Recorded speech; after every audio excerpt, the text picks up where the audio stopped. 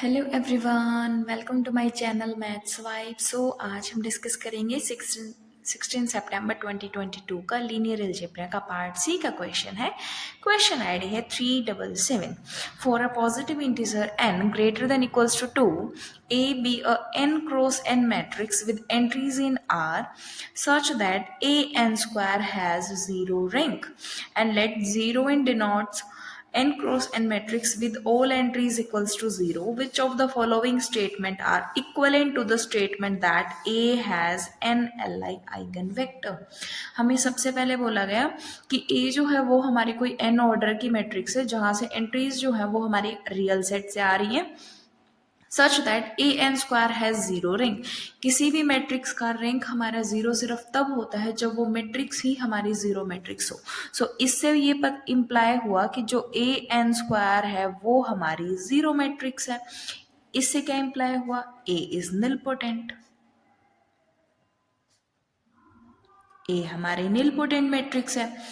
Second, A N square is equals to zero matrix है, but किसी भी matrix का जो इंडेक्स ऑफ निलपोटेंस है वो उसके ऑर्डर से ज्यादा नहीं हो सकता।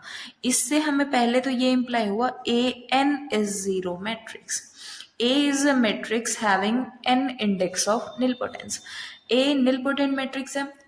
नेक्स्ट हमें बोला गया कि ये जो चार ऑप्शंस दिए गए हैं इनमें से कौन सी स्टेटमेंट हमें ये इम्प्लाई करती है कि ए के पास n L I eigen vector है।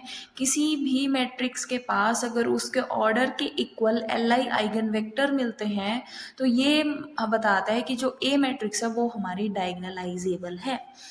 ए डायगोनलाइजेबल है। ए इज डायगोनलाइजेबल। ए हमारी डायगोनलाइजेबल है। यहां से पता चला कि ए हमारी निलपोटेंट मैट्रिक्स है। कोई भी निलपोटेंट मैट्रिक्स अगर वो डायगोनलाइजेबल होगी तो वो एक ही केस में होगी कि जो ए मैट्रिक्स है वो ही हमारी जीरो मैट्रिक्स हो जाए। This implies that A is zero matrix. So third option correct हो जाएगा। जब ए हमारा जीरो मैट्रिक्स होगा तो ही हम ये बता सकते हैं कि इसके पास n L I eigen vector होंगे और ए निलपोटेंट है। ये हमें कंडीशन इससे ए एन स्क्वायर का जीरो रहेंगे इससे हमें इम्प्लाई हो गया। नेक्स्ट जो क्वेश्चन हम डिस्कस करेंगे उसकी क्वेश्चन आईडी है 375। ये भी पार्ट सी में ही पूछा गया था। अगर ए हमारी कोई n क्रॉस n की मैट्रिक्स है with entries in R such that rank of A and rank of A square are equal and consider the linear transformation T from Rn to Rn defined by T of V is equals to AV for all V belongs to Rn, which of the following statements are true? First is the kernel of T and TOT are the same. The kernel, both of these kernels have same dimension. And third one is A is invertible, and fourth one is In plus A must be invertible, where In denotes the n cross n identity matrix. So सबसे पहले हमें क्या दिया हुआ है? Rank of A equals to rank of A square. इससे imply हुआ rank of T equal हो जाएगा rank of TOT. This implies that the kernel of T is equals to kernel of TOT. T transformation और जो composition transformation TOT है दोनों का colonel equal है। जब कर्नल इक्वल है तो नलिटी ऑफ T इक्वल हो जाएगा nullity of TOT। First option में क्या था?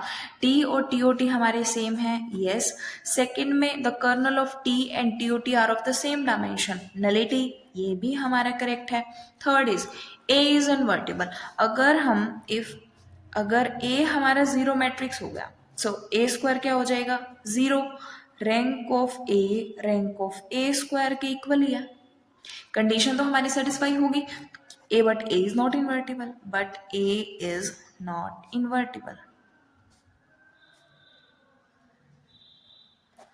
A हमारा इन्वर्टिबल नहीं है। इस केस में जो ट्रांसफॉर्मेशन डिफाइंड हो जाएगी वो हमारी जीरो ट्रांसफॉर्मेशन होगी।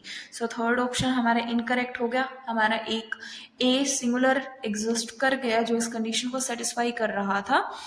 एंड फोर्थ ऑप्शन के लिए हम क्या करेंगे? फोर्थ ऑप्शन में बोला है कि I N plus A must be invertible. हमें एक ऐसा ए फाइंड आउट करना होगा इसको इनकरेक्ट प्रूफ करने के लिए जिससे आई एन प्लस ए हमारा इन्वर्टिबल ना बने। अगर हम ए को माइनस आई एन कंसिडर कर लें, सो टी, अब इस केस में क्या हो जाएगी, T of V minus V के इक्वल हो जाएगी for all V belongs to R, R N for all V belongs to R N. ये एक ट्रांसफॉर्मेशन ऐसी एग्जिस्ट कर गई, और इस केस में जब ए आई एन के इक्वल है, दिस एम्प्लाइज दैट जो ए स्क्वायर होगा वो आई एन के इक्वल हो जाएगा।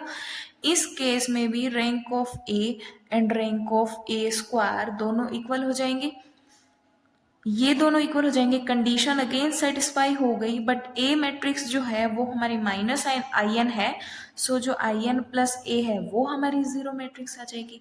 जब ये हमारी जीरो मैट्रिक्स आ जाएगी तो I N plus A invertible नहीं होगा, सो फोर्थ ऑप्शन भी हमारे इनकरेक्ट हो जाएगा। सो हमारे करेक्ट ऑप्शंस होंगे first and second. Thank you.